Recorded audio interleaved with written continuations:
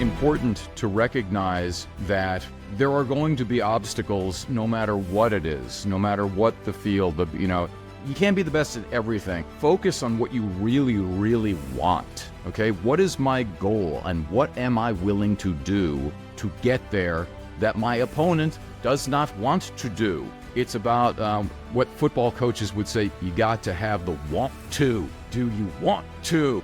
And if you don't have that, you better pick something else.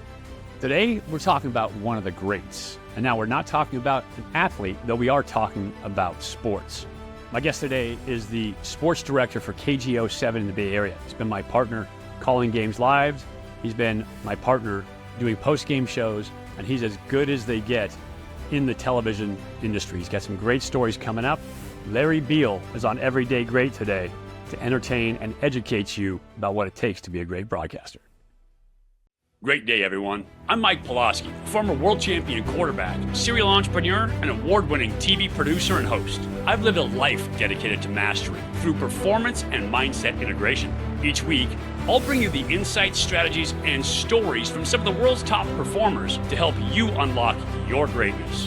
Whether you're an athlete aiming for the top or an executive driving your team to victory, this is where you learn how to train your greatness to become an everyday great. Now let's get after it. So now I get to bring you guys one of my favorite people, my partner on the air for the KGO7 After the Game show. And he is a guy who I have known since my time way back in college. So we've been working together for a long, long time. The great Larry Beil is here with us today on the Everyday Great podcast. I like how you remind everybody that, yes, he used to interview me when I was a player, and inferring that I am close to ancient, but you are not far behind. Oh, we were both there, right? That was quite a few years ago. We were both there for it. So that was still standard definition television. Oh, yeah. Way back in the day. Yeah, I look better in SD, actually. I really want to go back. I love it. So tell me this. A native of Hawaii, right? You go to University of Hawaii. Yep. And how do you choose to get into sportscasting? How do you choose to be the on-air guy for sports? Well, it was easy because I don't have your athleticism, or I didn't have your athleticism. So my dream was to be tailback for the Dallas Cowboys. They had Tony Dorsett, and then later they had Herschel Walker. I didn't see myself fitting into that the running back room there. Rotation. And the other one was I grew up as a huge Lakers fan in Hawaii, and they had Magic Johnson. Of course. So it seemed like all paths were closed to me, so I figured, well, all right, maybe I'll just talk about sports instead of actually doing the sports. So that's how it really started. I started writing for the student newspaper at the University of Hawaii. I did radio, tons and tons and tons of radio. It was like so brutally bad in the beginning. It was just horrific. I remember there was a guy who was teaching me, like, here's how you do this, here's how you do this. And after like a couple months, I was like, I'm just terrible at this. I can't do this. And he goes, come back tomorrow and keep doing it. So that was kind of where the mindset began. Like, what's the John Wooden line? I tell it to my girls all the time. Failing to prepare is preparing to fail. Right. So you got to prepare and prepare and prepare and prepare. And I think that, that's for every walk of life, no matter what your profession is. Yeah, that is a fantastic lesson, right? I write about it in the book, Everyday Great, that you're never going to, when you start off, people say fake it till you make it. I hate that term because you're not faking it. It takes reps to get better at something, whether you're an athlete, whether you're a broadcaster, whether you're a writer, no matter what you do, it takes a ton of reps to improve, to get to a point where you're proficient. And then from proficient to outstanding is even more reps, right? Yeah. So it's a fantastic lesson for people at home. Like, just keep doing the reps, keep taking the reps, because that's what kind of gets you there. So student radio can be brutal, can be tough. Look at a student radio story. Give me a good one. Dude, that was like several lifetimes ago. Can I give you my first professional radio job story? I love it. That would be great. Okay. Yes. So, I was hired as a result of me just like being around University of Hawaii athletics. You get to meet people. Of course, it's an island, so there's not that many of us covering the same thing. So one thing led to another. I was working on a show on public television, and one of the hosts of the show also ran this news radio station. So he hired me to do weekend overnights, midnight to 8 a.m. every Saturday and Sunday. Oh. And it was brutal. It was brutal. But one of the responsibilities that I had was the overnight guy has to record all of the incoming feeds. Now, that radio station was affiliated with CBS and NBC Radio and ABC Radio, and they had everything. And so it was my job, in addition to, doing the stuff on the radio, to record all of these shows that were coming down the line throughout the morning, middle of the night. Anyway, I walked back to the area where I was supposed to, do all this stuff, and it just looks like they had trained me. But when I had to do it myself in the middle of the night, I'm looking at this like kaleidoscope of stuff, and I have no idea how to record any of these things. Why I didn't write the whole thing down, I don't even know. So I'm like, what am I going to do? What am I going to do? What am I going to do? Okay. So I decided 3 o'clock in the morning, I'm going to call my boss. I bet that went out well. And he goes, why are you calling me at 3 o'clock in the morning? I go, and I'm frantic. I'm like, I can't remember those. And he goes, look, I'm home. You're there. Figure it out. Click. Right. That was my introduction to radio. Very, very important lesson. You're there. Figure it out. Right. So figure it out. Yeah, and I think we've all had those stories before. It's like, holy crap, what now? Yeah. Right? I showed up to camp at Cal as a freshman, and I had been Don Heinrich in Lindy's, Pac-12 preview. Yeah. Literally had ranked me as the worst quarterback recruit in the Pac-10 at the time. And I'd played in a wing tee my entire life. In high school, my 2 years of actually playing football in high school, I had played in a wing tee. And then, so everything was a back pedal drop. Everything was this antiquated offense, right? The wing tee, I think, happened just before fire. Like, that's when it was invented. So just before fire.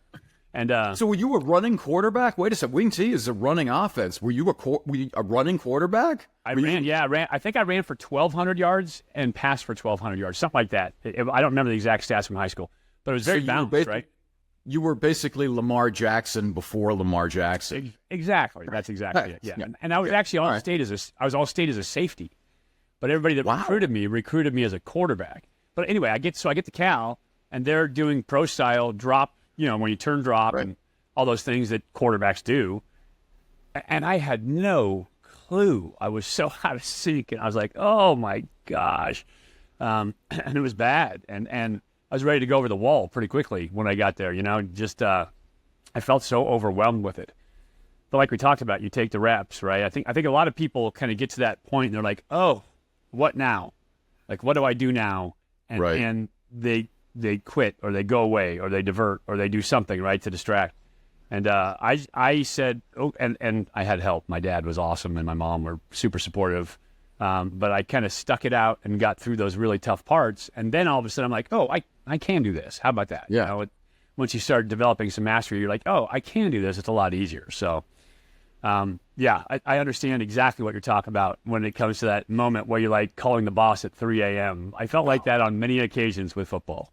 Terrible. I also had one at ESPN in one of my first couple of weeks of doing SportsCenter, and I was doing overnights. The show would start live at 2 o'clock in the morning, East Coast time. And, I was used to doing regular sportscasts in the Bay Area. You do 3 minutes, 4 minutes, 5 minutes, whatever it is. If the show's longer, you go a little bit longer, but not half-hour or hour-long shows. And I remember, 4 o'clock in the morning, because that's, when we get done with everything and we had to retape and all that. I remember, telling my wife, there's no way I can do this. I mean, this is freaking impossible. I mean, it's just, there's no way. But we had already moved across the country. There was no turning back. It's like, you better figure it out. You're there. You better figure it out. So, yeah, we did. Yeah, for sure. And you were there. It's funny because you covered my stuff in college. You were there. Yep. And so I knew you then. You used to interview me all the time after games. We talked about it. And then you go to ESPN. Right. And I'm playing in the Arena League, and I see you in a hotel restaurant in Iowa. Yes. Because you're calling games there, too. Barnstormers, right? Barnstormers? Yeah, it was the Barnstormers. I was with Albany, I think. Okay, Firebirds. Yeah, the Firebirds. Yeah, all right, go Firebirds. And I think you were doing the game with Kirk Herbstreit at the time. It would either be Kirk or maybe Mike Golick Sr. also. I did a bunch of games with Mike Golick Sr.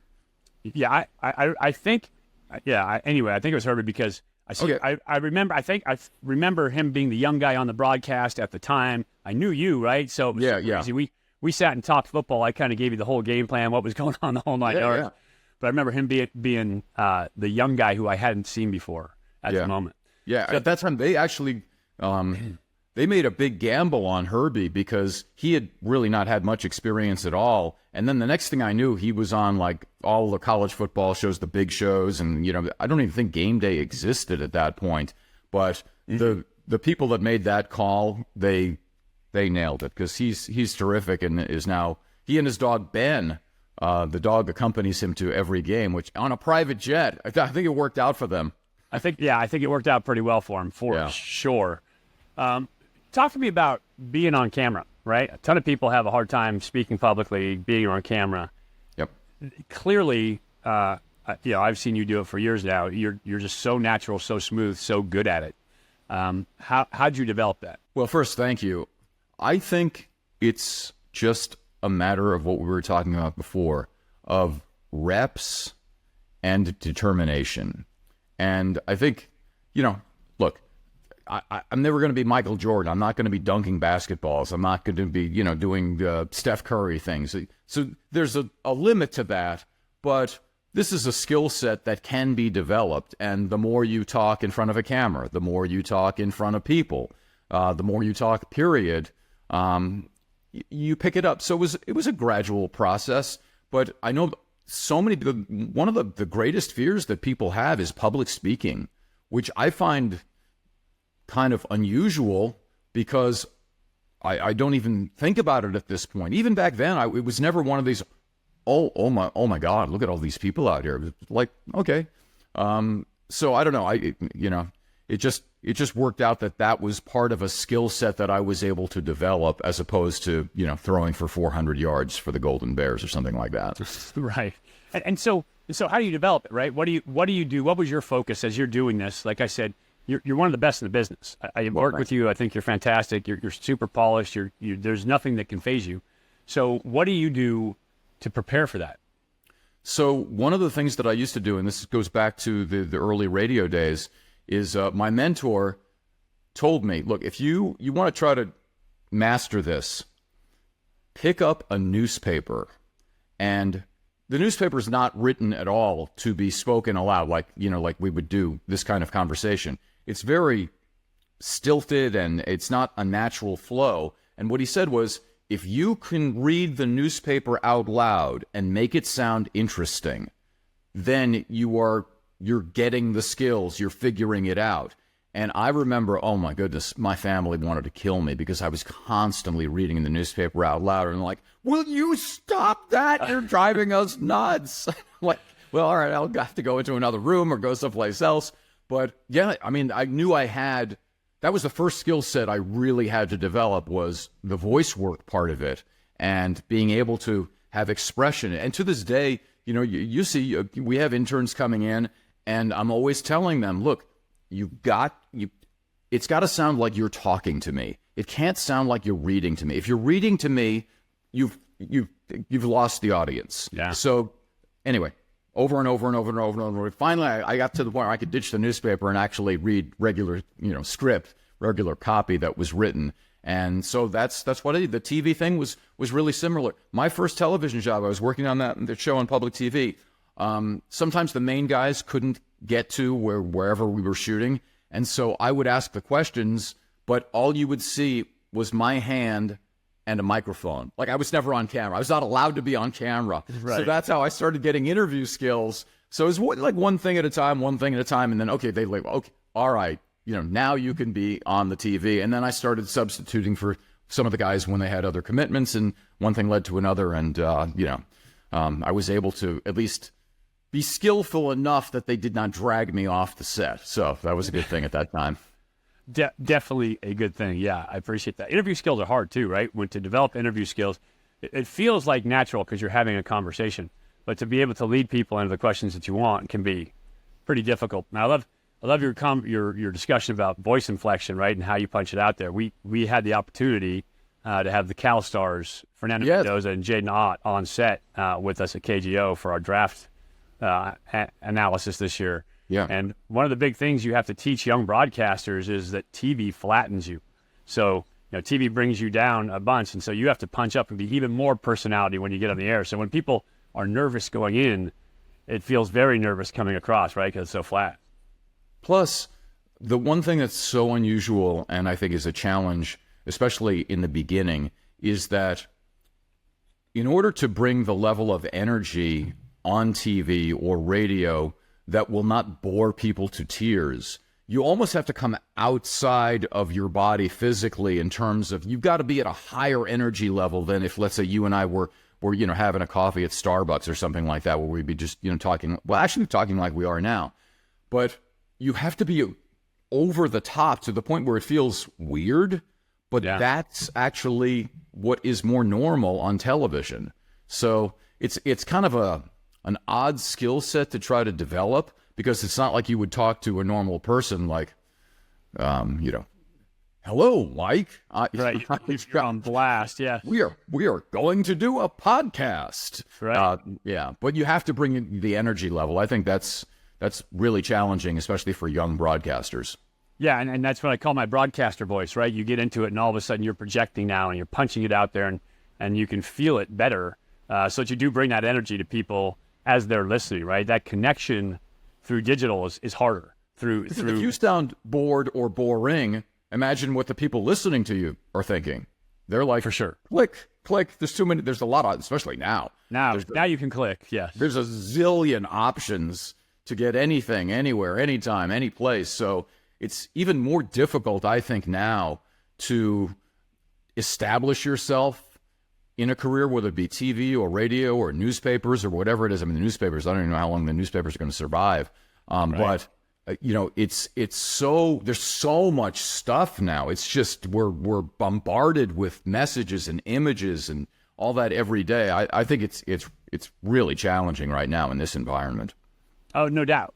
So many outlets, so many spaces. How do you know where to look, right? How do you gather an audience?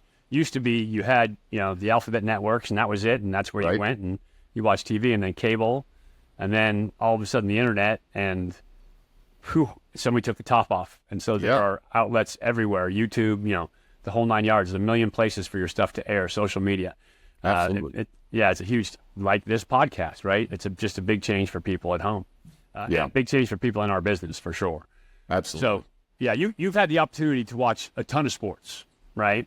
What are some of your favorite moments that you've seen as a broadcaster, maybe as a play-by-play? You've done it all, right? Yeah. You've been play-by-play. You've been in the booth for live events. You've called it as the sports director for KGO now. So some of your favorite live events or some of your favorite moments in sports. You mean aside from watching you throw touchdown passes? Well, I know those are your favorite. I know those are your tops. Yes, exactly. I would say the Warriors' run, where they had 5 straight years in the finals, was so much fun because the team was so bad for so long. The notion that they would even reach the finals of anything was so absurd that it made no sense at all. And I distinctly remember there was one year, I think it was 2018. It was like Durant's second year. Anyhow, so the Warriors have just won the championship. They beat LeBron and the Cavs. And I'm standing on the baseline as the confetti is coming down, and we're just a couple of minutes away from starting our post-game show. So I'm on the baseline. Next to me is the rapper E40. Next to him is Snoop Dogg. And on the other side of me is Hall of Fame legend Jerry West. And I'm just going, somebody does not belong in this row. and I think it's me. So that was just a fun moment that I'll never forget. Just what an incredible opportunity and privilege to be able to do those shows. But the one that's probably closest to my heart is my last game that I did as the football play-by-play announcer at the University of Hawaii was against BYU. And if you go back like a zillion years, again, like right after the fire, they rubbed the sticks together. So BYU dominated the conference. At that time, it was the Western Athletic Conference, the WAC. And they beat us 10 straight years. And it was just, they would win on the freakish of freak play, just ridiculous plays where, either we have a touchdown pass in the final seconds to win the game, the guy drops the ball, or Steve Young would do something incredible, or Ty Detmer. We got Ty Detmer. Oh, we got him good. But anyway, so my last game, I'm about to, the following day, get on a plane to come to the mainland to come to work for KTVU in Oakland. And so I'm like, I've got, the BYU game has to be my last game. So I was holding off the guys here just so I could do that last game, hoping. Anyway, we like I did anything. The team, the Rainbow Warriors, destroyed BYU. I think it was like 63-14 or something like that. And we had champagne in the booth, and we were just celebrating. It was just like, oh my goodness, this is nirvana. This has never happened before in our lifetime. So that was a pretty good one too. Yeah, that's a really good one for sure. Yeah. And it's funny because the two that you choose, right, are both redemption stories too. Because you talk about the Warriors who were, for so long not good. Yeah. Right. And Hawaii who had struggled to beat BYU for so long. Right. These are all redemption stories. And I think that we all love that redemption story. Like when I talked about our early broadcasting career, tough. Right? Not an easy business. My early football career in college, tough, right? In high school, if you're a good athlete, you can get away with a lot of stuff. Yeah. College, you're around a bunch of elite athletes, it's a lot tougher. Same thing in broadcasting. If you're, a small station in the middle of nowhere, you can get away with a lot. But as you grow and as it gets better, it's a big redemption thing. And so I bring that up. I mentioned that to mention how important is it to find the stories in these stories that you're telling. Because that's what people relate to at home. How important and how hard is it to find the stories in these things? Yeah, I think that's one of the challenges. It actually is a bit easier now with so much social media out there because the athletes have their own platforms. So if you see that they're interested in whatever it is that they're posting about, it's a natural conversation starter to the 49ers posted something with it's about pet adoption. And we'll run it on TV tonight. But it's like gigantic Nick Bosa with these two little puppies in his arms and all of these hulking, massive football players with these pets. And you could see the love, the affinity that they have for it. So to me, it's now easier. It used to be, okay, well, what's in the newspaper? That must be the main story. And then that's how we would get started. In fact, some TV stations still start the day by looking at the newspaper and then deciding what they're going to cover. But once you start to get the feel of it, and the first thing I do every day is I'm scrolling through Twitter, I'm scrolling through Instagram, I'm seeing what did Fred Warner post, what did Steph Curry post. Steph Curry in China, it's unbelievable. He's there right now and on a tour for Under Armour, and there are literally they show a shot where they're driving down the block, and it's people, wall-to-wall people. You can't even see the street. There's so many people. And then he gets out of the vehicle and he's trying to get into the store. They're launching all these new retail stores, and it's just it's so loud. People are, it's Steph Curry. And so I think it's easier now. So now it'd be easier to talk to Steph about what the Chinese experience was for him, and he goes every year for Under Armour, so they're kind of used to seeing him there, but. For a let's say a kid who's a basketball fan to get up close to Steph Curry, get something signed, it brings tears to people's eyes. So those are the kinds of stories that you look for. At ESPN, they were always pounding stats, statistics, give more numbers, give more information, give more this, give more that. But to me, it's really more about the human perspective. Like everybody's debating Tua Tagovailoa, okay? Right. Should he keep playing football after the last concussion? And it looked bad. And he probably doesn't even remember what happened. But those are the tough ones. Those are the heartbreakers where you're talking openly about the end of somebody's career, their profession. It's all the human stuff. That's what hits home, I think, the most for audiences. Yeah, no doubt about it. I've had the opportunity, I guess you'll call it. There were occasions where I had to call some of these in-game injuries, right? Javid Best against Oregon State at Cal when he had the big concussion, right? So you think about all those things. I played one of my dear friends, Daryl Stingley's son, right? And so injuries in sports, it's a huge piece of it. There's a huge human element to that as well. Hey, you and I were on the air when DeMar Hamlin was taken off. I mean, that was a tough one. That was because we didn't know. We had no idea what was going on. You could tell how serious it was. I mean, literally, he had a heart attack in the middle of a football field. So those stories are, not that easy. Not that easy. Yeah, not that easy at all. But that does bring that human element into it. Right? Yeah. It brings it back home. In terms of athletes, right?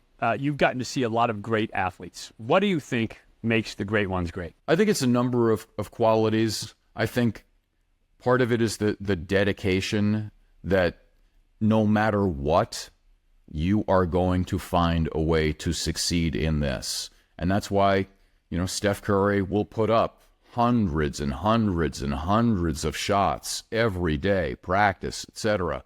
And to recognize that no matter how good you think you are or how others perceive you, you can always get better. There is something that you can work on in your craft that you can.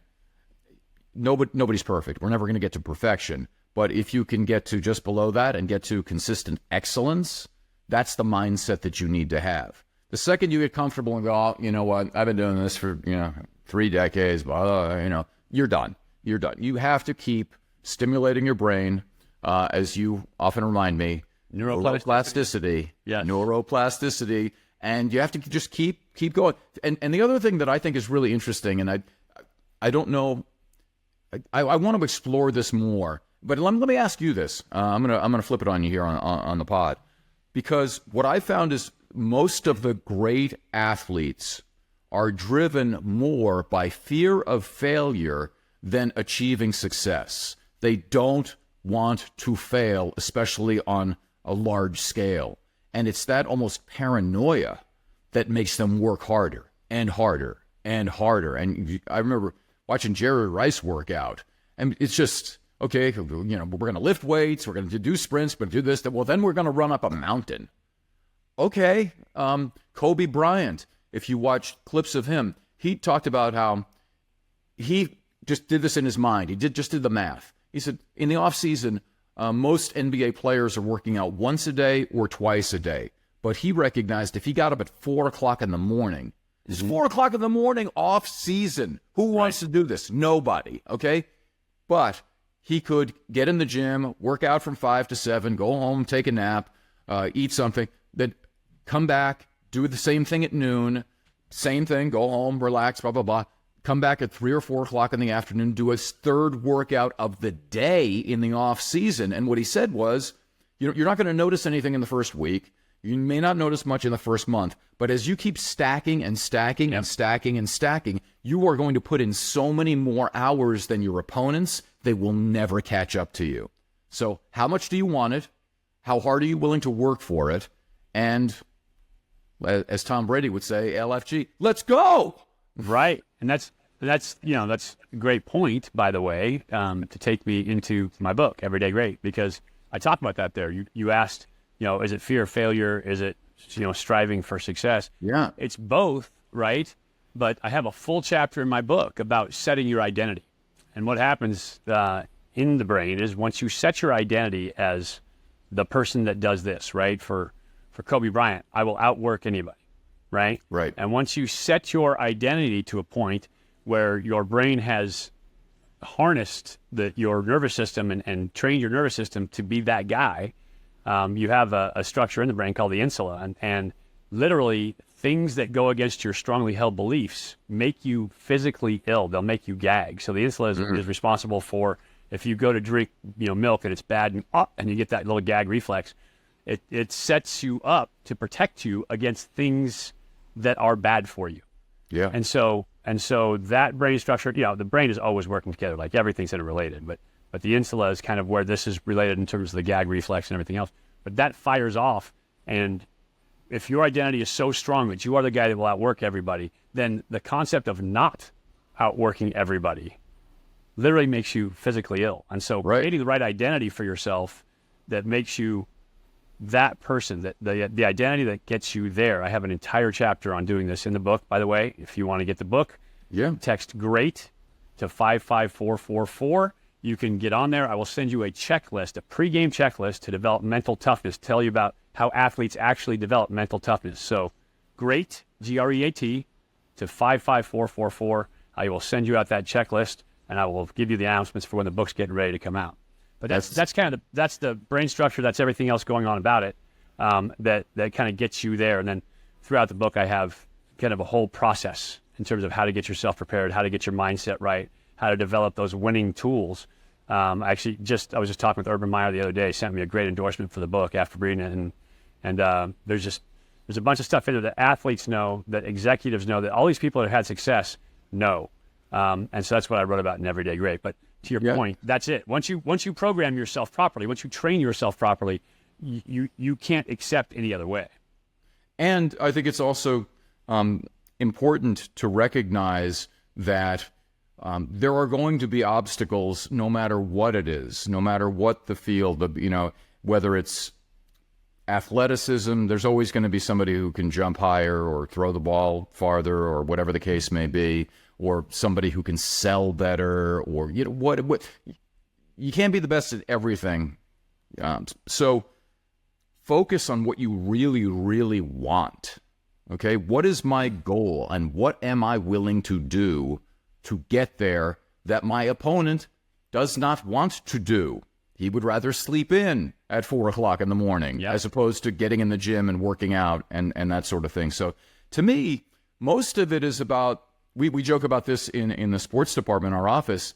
It's about what football coaches would say, you got to have the want to. Yeah. Do you want to? Yeah. And if you don't have that, you better pick something else, or whatever. Because if you don't have the desire, the drive, doesn't matter how skilled inherently you may be, because it's just like you go from high school and you could be the best athlete on the team and you're dominant and you do whatever you want, and then you go to college and go, whoa, there's a bunch of dudes that can do exactly what I do. Dudes. Exactly. Yeah, and then you get to the NFL and you think, oh, I'll just scramble around and I'll do this and I'll do. No, they're even better. So if you don't keep working, if you think I have, quote unquote, arrived because I got that big contract, well, there's going to be a rude awakening at some point, because there's a whole bunch of people with similar attributes and skills, except they're just working way harder than you are. And if that's the case, then you're kind of toast. Yeah. It's all about your habits, right? Another chapter in my book. See, you nailed it. Another chapter in my book. One more line. How you do anything is how you do everything. Yep. So if you're a natural-born slacker, that's probably how it's going to work out, unless you actively train your mind to do the opposite. And the same way, if you grew up with next to nothing.